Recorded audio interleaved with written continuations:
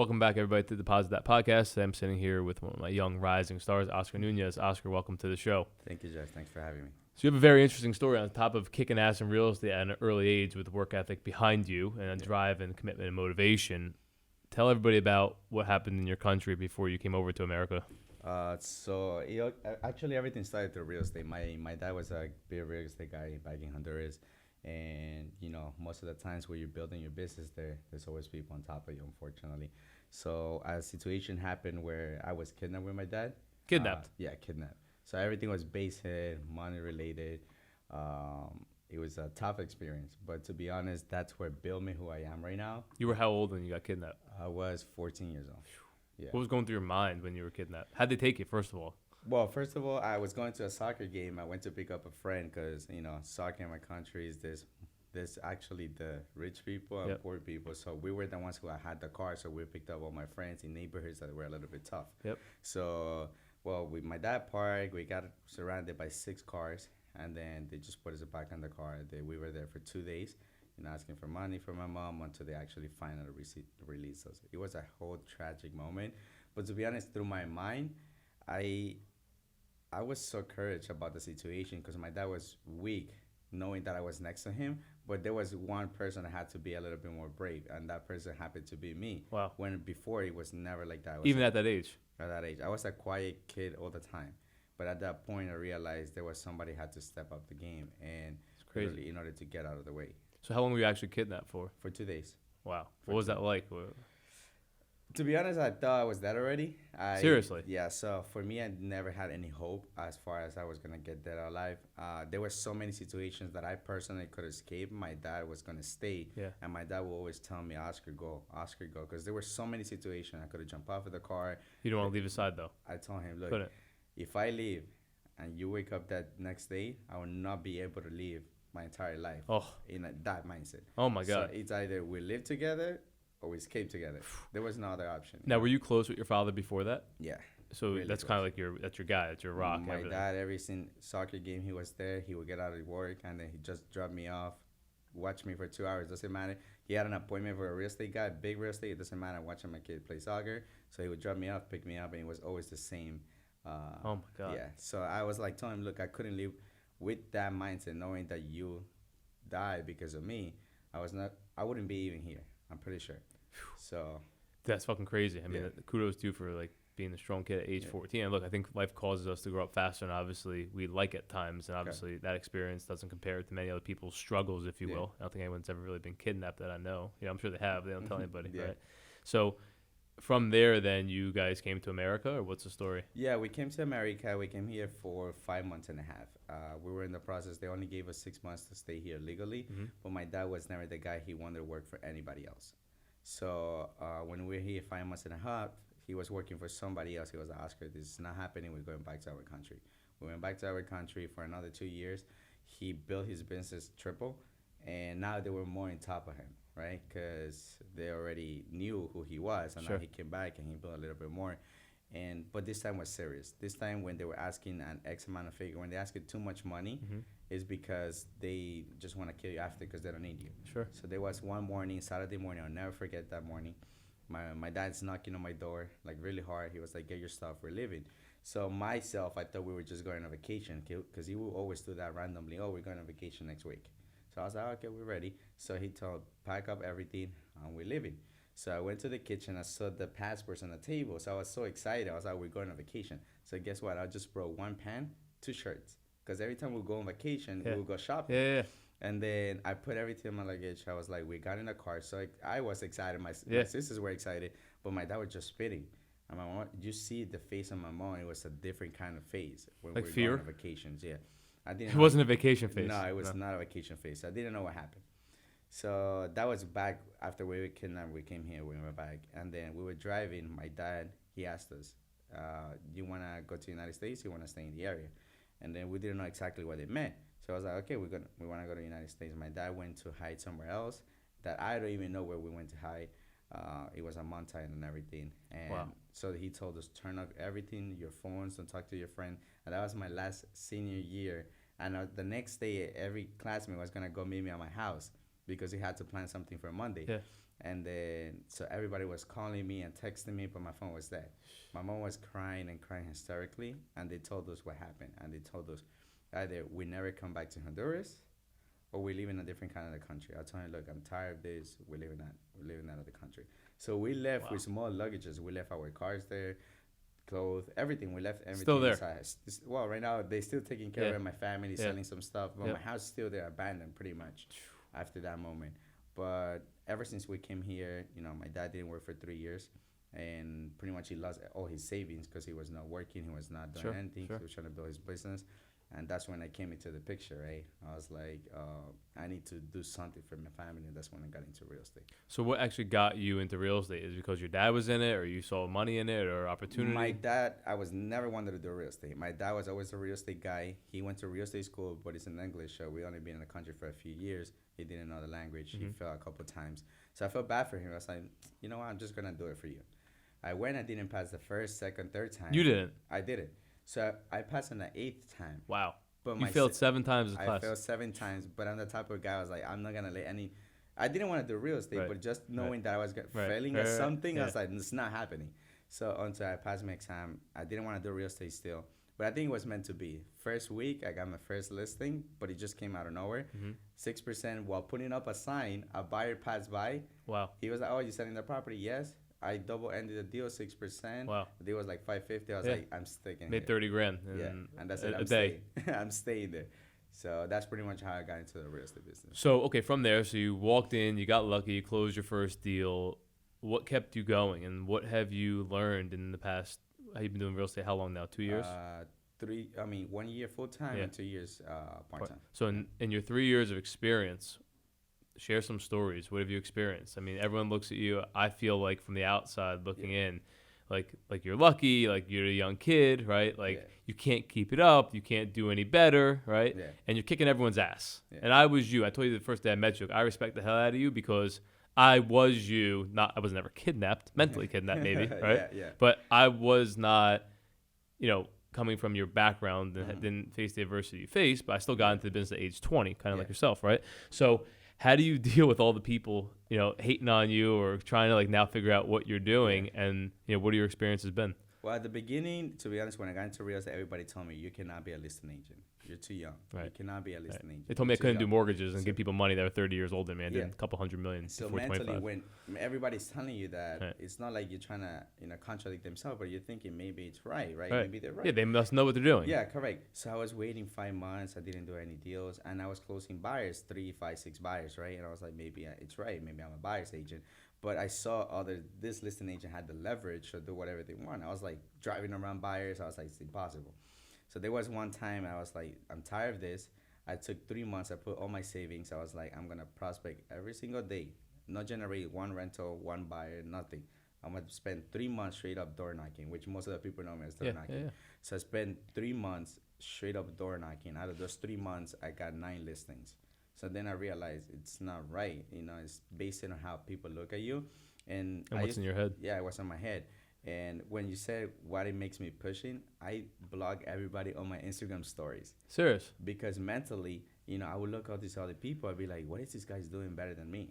Right? And social media is so deceiving sometimes. So deceiving. It's so myself, deceiving. Yeah. When I post a lot and I get a lot of followers and everything. I post, get out. Post, get out. I get some communication in DMs when I see a brand new client, somebody who wants to talk to me. So that keeps me pushing because if I look up at so many people, I get off track and be like, oh, what is this guy doing? And maybe I'm doing better than him, quote unquote.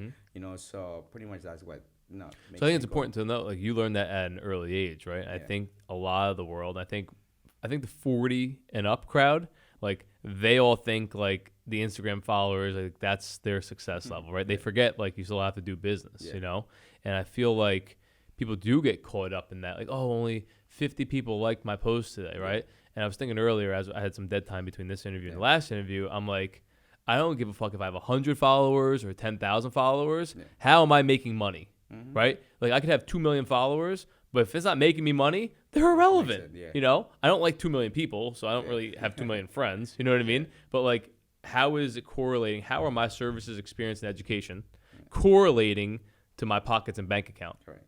Right? And again, I think you're how old now?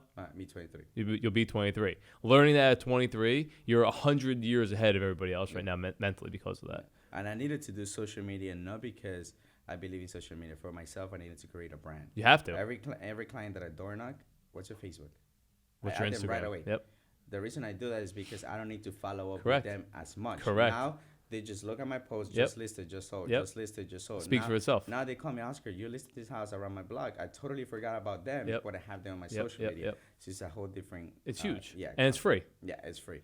That's the best thing about it. So talk to me a little bit about your strategy moving forward. Obviously, you came into the market when the market's hot, right? Yeah. Now, what's your strategy ground and pound wise? Are you still door knocking monthly, daily, weekly, or what is it? Pretty much right now I'm targeting a lot of first sale owners. I'm doing door knocking as well, but I don't do it as much. But I'm targeting a lot of expires. So I go back 2014, 2016, 15, people who wanted to sell 4 or 5 years ago and they couldn't sell it. So right now they want to know what's going on in this market. So I tell them, look, 4 or 5 years ago, it's probably the same market right now. So you don't want to go off track, wait another 5 years Sure. to sell your property. Sure. So why don't you do it right now with there's Sure. not inventory on the market?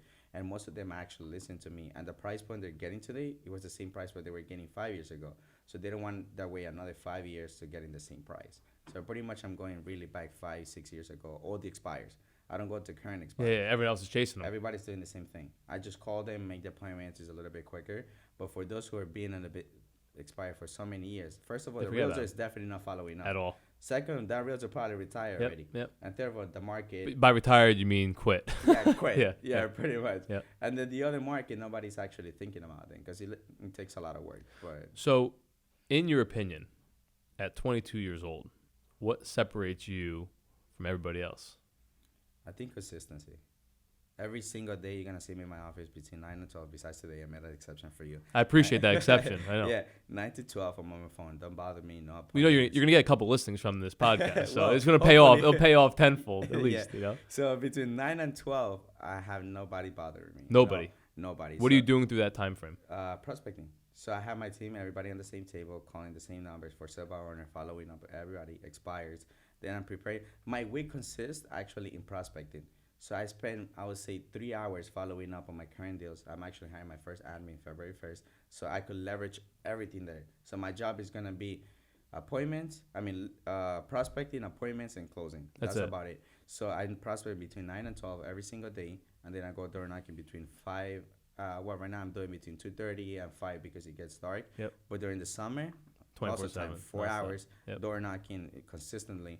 But my days go based on door knocking. I don't really do follow-ups as much as my current deals because they'll shouldn't. Let someone else do I it. call my attorneys. How's Yep. that going? Yep. Everything good? All right, Yep. just keep going. So my needs prospecting. So, how are you able to block out all the bullshit and noise and non-factual information you hear, right? And how do you pick and choose, being younger and impressionable, right? Because we all were, I was, right? Who you listen to, who you follow, and who you don't listen to, and who you don't follow. To be honest, I don't really ask the question, what are you doing? What are you doing to be successful? The first question I ask people, how can you help me? Like, what do you see in myself? So I don't, because real estate, it's so simple, as far as the real estate agent itself. Even if investment, it's all about numbers. Even the numbers doesn't make sense, doesn't make sense, right? So, myself, it's just about being consistent. So I ask the person, what are you doing so consistent to grow your business? I look up to, most of the people that I look up to is people that they don't have family in the business for a long time. So I don't want to, it's not like I don't want to listen to them, but I want somebody that started from the bottom. On their own. And they want on their own because they found their own way, their strategic way in order to build their business, right? Sure. So pretty much that's what made me stand out because even though my dad was a real estate guy, he has no clue how the real estate in the United States works. Correct. Whole different world. A whole different world. So same situation. I look up to people who's been in the business by their own and like yourself, you build all of this by yourself. So now I'm 100% sure if I want to do a podcast, you figure it out by yourself. Yeah. So I could trial ask and error. you. I was like, how do you do that? So I always go to the people who've been in the business by themselves and were successful, and I want to see their path. So I'm sure you have a lot of people that want to always like come in and give you like a tip, right, or give you advice, or be like, hey, don't do this, do that. Yeah. How much value do you hold towards that And how do you pick and choose what you immediately implement, what you slowly implement, and what you automatically cross off the list? I actually put every tip that I get, I put it on my notes. Serious? Every single note, every single tip that I think it's gonna get my attention. And then first I studied the tip. I'd spend 1 week thinking about it, what this guy actually meant about this, and then I just put it in practice. Myself, I try to practice for at least a month. If it doesn't work out in a month, I kind of like get rid of it or just start doing it slowly from there, like that wholesaling thing that I just told you a few minutes ago. So I did it for 1 month, and it worked out effectively. So I'm, doing that right now, and that's why I'm getting my business out of that. What do you do on in your personal time? In my personal time, prospect. For yourself? Yeah. To be honest, I most of my time is prospecting because I want to build a business right now. Then, literally, my goal is 5 years from now, not be retired, but have the leverage to do as much as I can. So I don't care how many hours I spend in the office. There's a lot of people call me a psycho when it's 10 at night in the office and I'm still in the office. Yeah, they're just jealous that they're not there. Yeah, a lot of people are telling me, what are you doing right now? You're not prospecting. Yeah, but I'm thinking how I'm going to prospect next month. I'm preparing my entire time just in prospecting. So you're a big planner. Yeah, absolutely. So right now, December, when everybody was in holidays, I holiday made mode. 22 listing appointments out of 22. And no one else was around. Yeah, correct. So that's the reason I did it. Everybody's away. I'm going on vacation February So 1st. True. Because now everybody's back in hustle, but I already built my first quarter at least, and then I could so funny. So I noticed that pattern very early on. Now, like yourself, I worked 24/7 from when I did work from end of 07, 08, 09. I worked 6 months and I left because I was going to have a mental combustion. And I came back December 2009, and I worked literally through 2011, 24/7, nonstop. Didn't take time off, vacations, nothing, right? And I'm like, wow. People take time off and then they come back chasing, but they disappear for 2 or 3 months. The summertimes they go away, and winters they go into hibernation. I'm like, so I'm gonna do the opposite. I'm gonna go full force when no one else is working, because then I could take a deep breath, right, and then recoup all the business, right, for the next 90 days while they're trying to chase it. Like, oh, well, Joe hasn't been here for 90 days. Let me give you this deal. Now Joe shows up. They're like, sorry, we're using Jeff now. Exactly what's going on. And it's something like that. It's so simple. But, like, everyone still does it. Like, oh, go down the shore on Mondays. I'm like, oh, I'm going to purposely be in the office for 22 hours on Monday because everyone else is down the shore on Mondays during the summer, And I go on vacations where everybody's showing my list. Correct. Correct. So because I don't have to do much. And December, I was a huge month for me. I was calling for sale, but I want to take it off the market because it's going to sit. It's a holiday. But we're going to list next week. After January. And they all listed with me afterwards, So now, I'm sure your business has now grown demographically, right? Like you started in one area, and now it's because there's people, and the more people you meet, it takes you into different parts of New Jersey, right? Probably even get New York and Connecticut and Pennsylvania business at this point too, with people who have multiple properties. Right. Have you found it challenging to pick up on market trends in markets that you're not operating in daily? Absolutely. Before I get a listing, I've been taking listings a lot in South Jersey, right? For some reason, I'm getting a lot of referrals. I tell them straight up, that's the only way I'm honest in a way, because before I used to be like, oh, my office is in the business for a long time, but I tell them, look, I'm not from South Jersey. Don't know the market. I appreciate the fact that you want to work with me. I'm going to put 2 things on the table. I could refer you out, or give me time, give me 1 week to study your market, your property. If you really feel comfortable in working with myself, I'm going to list the property. However, I'm not going to spend time in the property. I'm going to have somebody a showing agent. You're not going to go back and forth an hour, this and that, for showing. I try to study every market because it makes me knowledgeable. That's what makes me stand out in a listing appointment. Sure. Pretty much knowing. You have pride in what you do. Correct. So my listings appointment is not about marketing. My listing appointment is about numbers, what's going on, opportunity zones. I speak a lot about opportunity zones. Everybody tells me, what is that? But people, they're blown by it. They're like, where do I sign? Because once you start speaking differently, that, oh yeah, I'm gonna put it on MLS, take pictures. Something they never heard. Open house. It's different. Same thing in all the markets. When I know every single market, I know what they're zoning, what it takes to be rent control. So every single property, and then that's what makes me stand out. So I know most of the markets, to be honest. So what's your follow-up process? Okay, so you meet with somebody today to sell their property, and they're like, no, we're not gonna list just yet. What's your system that you've created for yourself to then follow up with that person to then eventually get that listing? If they don't list this, to be honest, most of the times I want them to sign there. So my thing, I tell them, of course, right. They tell me, oh, let me think about it for 2 weeks. So we have a document. Not too many people use this called exclusive listing. So I take a lot of exclusive. You should. Yeah. You shouldn't do anything else other than that. So they tell me, oh, I have let me think about 2 weeks. All right, let's do something. While you think about it, give me the opportunity to promote your property for 2 weeks. Off the market, it's not going to go on the MLS. It's not going to be running days on Zillow, where you allow me to verbally start talking about it and post it on my social media. Literally 99% of the times. Yeah, why would they not do that? Right. Guess what? They're already working with you at that point. Yep. So my conversion rates are high because they don't go away. They're just telling me, look, give me 2 weeks, and then after 2 weeks, if you officially make the decision to put it up on the market, we sign a new document that's going to say it's going to allow me to put it up on the MLS. Assuming they don't want to do none of that, as soon as I get out of the office, I send them a text message, whatever, thank you so much for everything. They told me to call them in a week. I cut it in half. I called them in 2 days.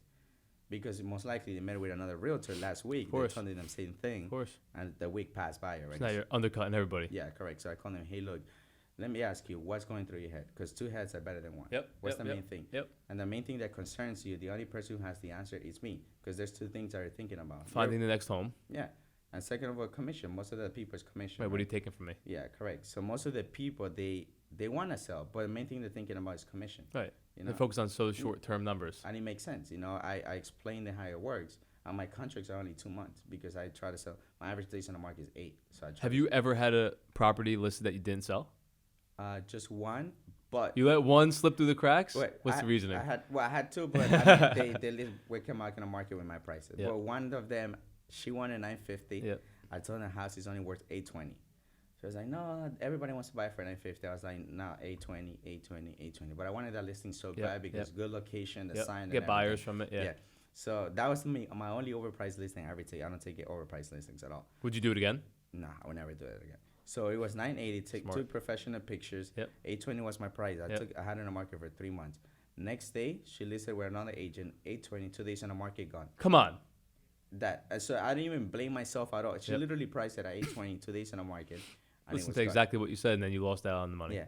But at the end of the day, I don't want to be working with people. No, they're not going to listen. You got to keep moving. Yeah, correct. So I don't fall through that. I don't lease overpriced properties. If the client doesn't want to listen to my price, I tell them, I'm sorry.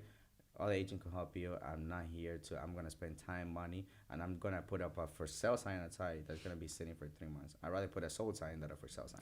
Now, do you feel like, I go through this in my mind all the time, right? I try different routines, techniques. I do tons of crazy shit purposely to grow, right? That's just who I am. And I'll probably always do that at some point, right? And continue to do that at some point.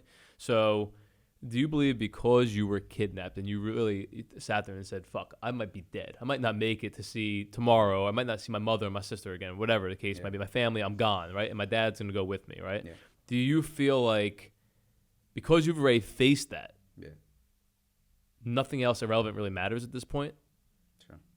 And literally my life showed me, I know it's going to sound crazy, it's only 33 years old, literally showed me who I am. I used to be the guy that my dad would give me everything because he was, he had good money in real estate back in Honduras. So I was living comfortable.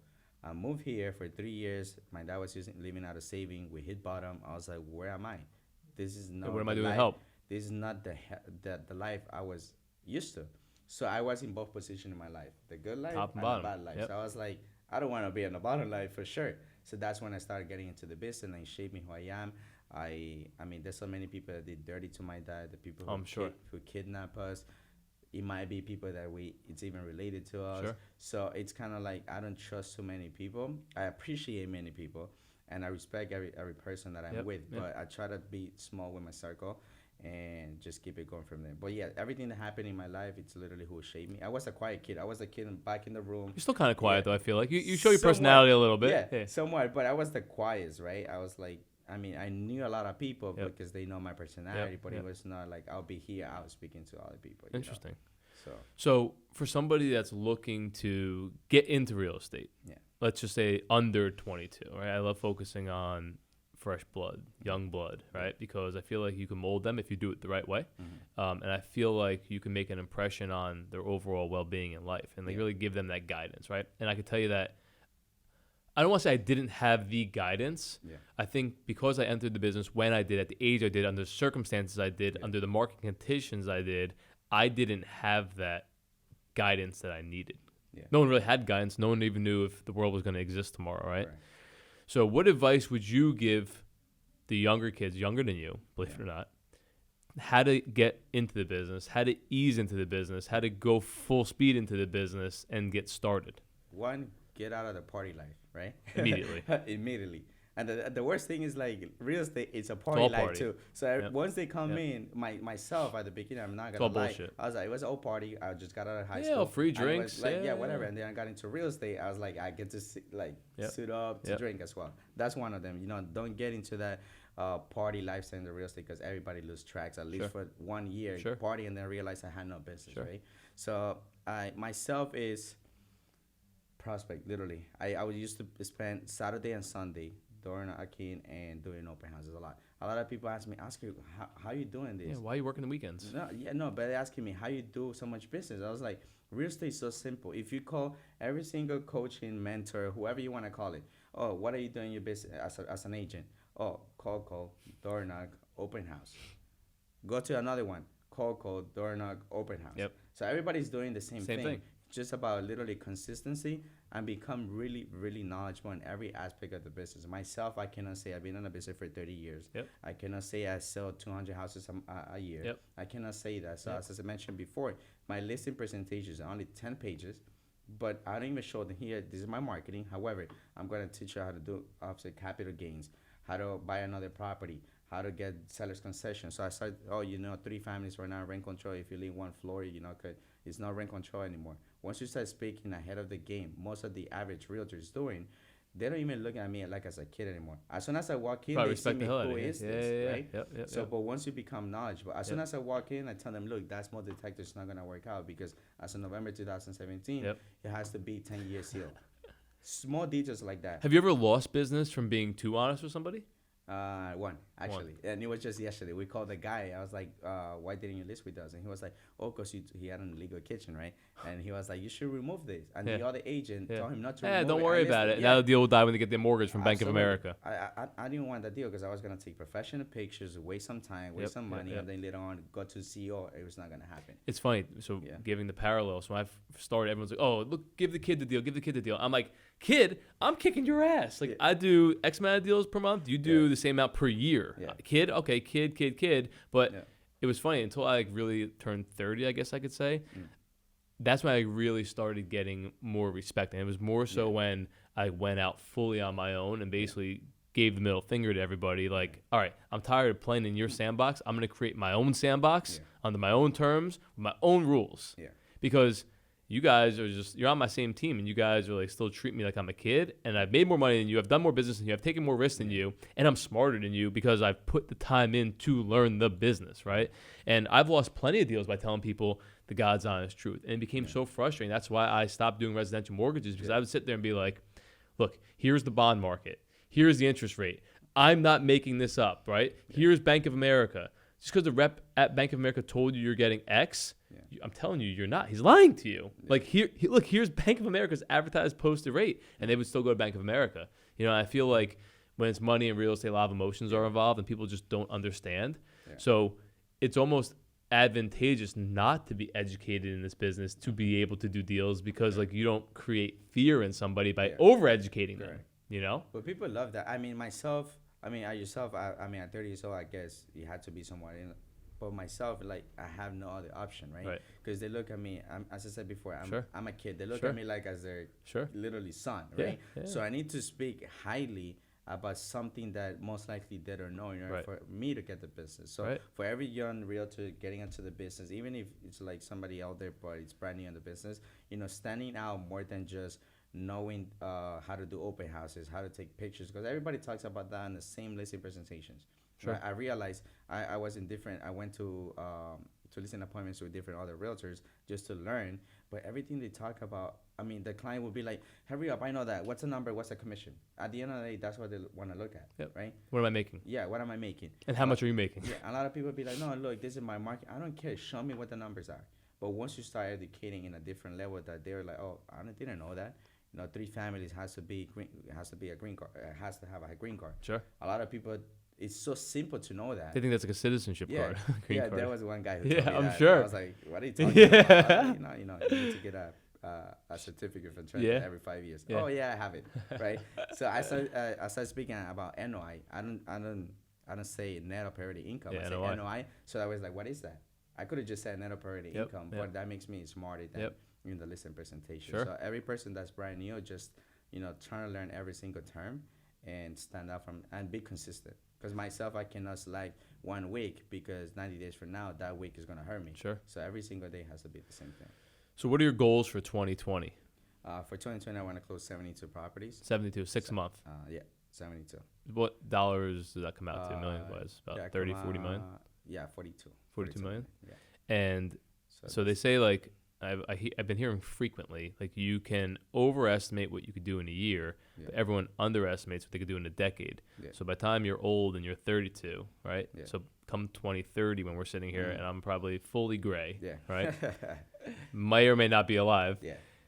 What are your goals for the next 10 years? In a yacht.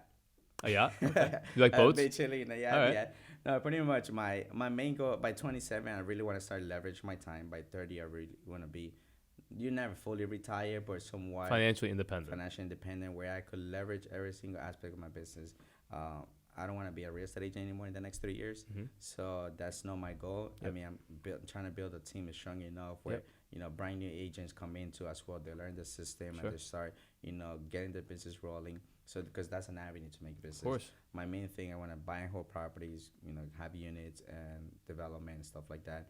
And by 30 years, that's when I want to be completely living my life. If I have a family by that time. God bless, having a strong bond with friendship. Yep. I really want to build that because, I mean, I've been working so much that I feel like I have not built a bond of friendship, like a small circle. Yeah. And I was guilty of that too. Yeah, you need it at some point, right? Because I mean, I'm absolutely. Gonna be 30 it's one of my biggest regrets not having. Yeah, I'm gonna be 30, so where are my friends, right? Nowhere. And even though there's no friends, not too many people to trust about, I want to build that circle strong enough to see we made it. So Kobe Bryant, Kobe Bryant is right. Yeah, thank God. Mamba mentality. So I study a lot of successful athletes, like the Tom Brady's, the LeBron James specifically, even Tiger Woods, believe it or not, and then Kobe. I believe those guys are like top of the top, and they've proven to be year over year over year. And listen, shit happens, right? The only person that shit didn't happen to was LeBron. Yeah. Never had an affair that anyone knows of. Brady got divorced. He went through that years ago, but he was Tom Brady, quarterback. It probably happens. LeBron though has been sturdy. And then you obviously come into the other two guys, and look, shit's gonna happen, right? Yeah. But what Kobe said in the interview was, if you want to be the best, if you want to be number one, come with me. If you want to be anything else other than number one, go with everyone else. And then he was asked, what's up with your personal friendships and relationships? He's like, honestly, since I came into the league, they suffered. He's like, and they're gonna suffer. Yeah. But the people that actually love you and care about you, they understand that's you, right? Mm-hmm. So while you're doing your thing, it's not like you're doing it and fucking your life up. Yeah. It's not like you're doing it and being distracted. Mm-hmm. Like, you're so focused on what you want. The real people are going to be there when you get back to being able to give them, the nurturing and attention they really need. So I think you should keep that in mind. What I always said is, I still say to this day, I wish I had me in my life when I got into the mortgage business, because I would have been able to help navigate myself and, stay clear of certain destructive things that I did and decisions I made and deals I've done. So really having that kind of, it doesn't have to be every day. It just has to be like a friendly voice check-in. Hey, everything all right? Everything good? Can I help you out? What are you struggling with right now? And really start. I think part of our careers are like self-discovery. Yeah. Find out what works for you. Mm-hmm. Don't worry about what works for anybody else. Right. And also be able and willing to adapt. As the market shifts, people always forget this. When the market shifts, your strategy has to shift, your mindset has to shift. And even if the market drops 30 or 40%, you can't let yourself get in that negative mindset. Mm-hmm. And when I came to the business, it was a blessing in disguise because I never saw the prices or the money being made at this top, right? Yeah. I started at the ground, at the bottom, probably negative, right? Mm-hmm. Because of everything that was against me. Yeah. So I didn't have a negative mindset like everyone else did. So I would walk into a room, they'd be pissed off because they have no deals. I just closed the deal and made $4,000, right? I'm like, I made $4,000 at 20. Like, that's awesome, So don't get sucked into the negativity. Don't get sucked into the drama, the bullshit, the chaos, and like kind of all the other corruption that goes on, And I'm talking about mental corruption. Yeah. If you could just stay free and clear of that and stick to what you do and attract the right people and bring on the right people and fire the right people. Yeah. That's the hardest thing. If you bring somebody in that's not a good fit or is not, operating the way you operate, you got to get rid of them immediately or else it's going to spread like wildfire. I completely agree with you. And that's why, as I said before, Instagram, I have everybody blocked. Not because I have my own sister blocked. Right, not block that didn't count, but just in the stories, right? Mute them because I feel like once I walk in, Too much. going, I go check that out. Too much. Be like, oh my god, what is this guy doing? Too much. I get off track. I was like, oh, I'm doing something wrong, but I just pause. I'm doing my thing. My side becomes greener, right? So I just keep going and getting it. So as we close up every episode, we leave everyone with a deposit that, like, what's the one thing you want every single person, doesn't matter age, race, color, sex, origin, doesn't matter. What's one thing you want to be remembered for leaving them with that they can implement into their lifestyle? That pretty much is gonna sound so corny, right? But like literally everything's possible if you're consistent. Because a lot of people would say like, oh no, it's not possible. Yeah, but if you're consistent, if you find a way, if you tweak some things in order to make it your way, and you become consistent on what you believe on, you're unstoppable pretty much. Because the systems are given to you, but the systems are not being given to you for you to follow up the system specifically. You have to be creative of what's given to you. And that's something I learned really quick. Everybody told me door knock. Yeah, but how can I door knock? You just open it, knocking on the door, and that's it. I had to find my own ways to follow up. Same thing at cold calling. Everybody used the scripts. I don't use scripts. My scripts are so open conversation, and that's why I make so many appointments, right? So myself is learn the system, but be creative with that and believe in what your thoughts are, your goals, and everything. So I'm going to continue this on. How can I help you? How can I be of service to you and help you any which way possible? Like yourself with me? Yeah. Pretty much be on top of me. I like when people tell me. You do like that? Yeah. I was like, Oscar, where are your goals? Positive reinforcement. Yeah. So I want people that's always pushing me to be higher than I am. And I know you have a lot of connections with a lot of people that we go work to. As I said before, I get a couple of listings here. And what I appreciate about you, you're honest, and also you're really knowledgeable. And believe it or not, I always go on Facebook. The first thing I see is you. Like, I was like, this guy is posting every 5 minutes. I appreciate that. But I read everything. Yeah. So I become really knowledgeable. So in the way that you can help me, it's keep educating everybody. I appreciate that. And keep doing that connections, because you're one of the only persons that every time I posted, I need something, right away, literally 5 minutes. It was like, oh, look, great connection. This is the guy. This is the guy. I was like, wow, this is the guy that everybody wants to have in their sphere. So, I mean, I'm telling this for everybody, not just for myself. You're a great guy to be connected with, because you look up to everybody else, and you don't care if you're getting a piece of the deal or not a piece of the deal. But your main thing is getting connections going on. Yep. So that's the way that you could help keep growing. I appreciate it. I want to some point say, let's buy a property together. Love if that that opportunity comes, Sure. And then just keep it going from there. Awesome, man. Well, I appreciate it. Look, I'm super proud of you. Like I said, I saw so much of myself, my younger self, in you. And I can tell you the only thing you need to do is just keep your head on straight, stay focused. If you stay focused, I'm not going to let you retire by 30. You're going to retire maybe by 40, but you'll have a lot of open avenues by the age of 30. So I continue to wish you the best of luck for not only this year, but for the next decade and on. Thank you. Appreciate it. Thanks for coming in. Thank you so much, man.